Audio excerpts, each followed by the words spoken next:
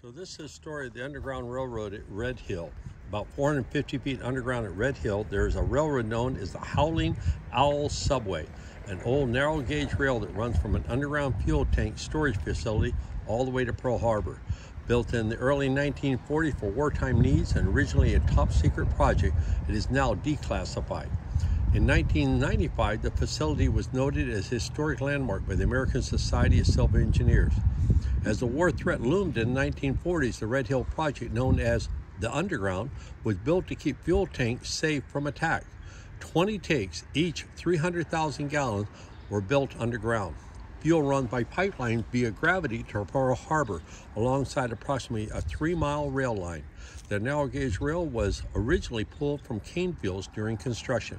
In 1998, when older sections of track were removed, they were stamped 1893 and Moss Bay were found, leading to speculation it might have come from Moss Bay Iron and Steel Works in Washington State. Today, all but a couple of the steel-lined tanks contain diesel and jet fuel and still directly fuel Hotel Pier at Pearl Harbor. And that is currently in our news today because those tanks are leaking. But this is the electric car that was used. That was the engine that pulled the train, and this is the frame of one of the wheels, and on top of this was a box. Then that train would pull this in, they would fill up the box, and it would be a whole train full of them. And it was quite an operation.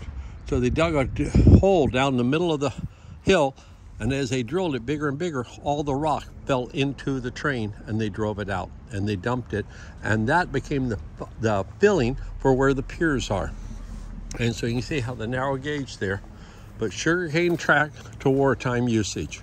Started before World War II, it was finished during World War II.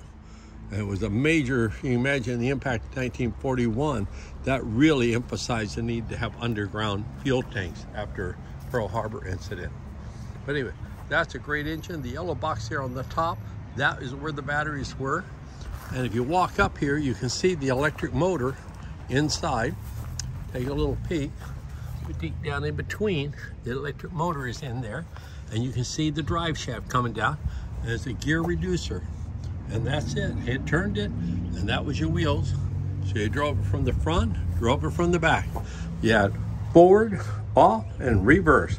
You could drive it going this way, or you could drive it going that way. And it just slid right through. Kind of been interesting, the whole get up. And that was your miner's light right there.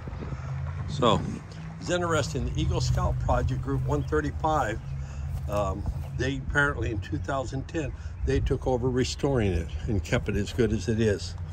And you can see the electric cord, this was for charging up the batteries in that.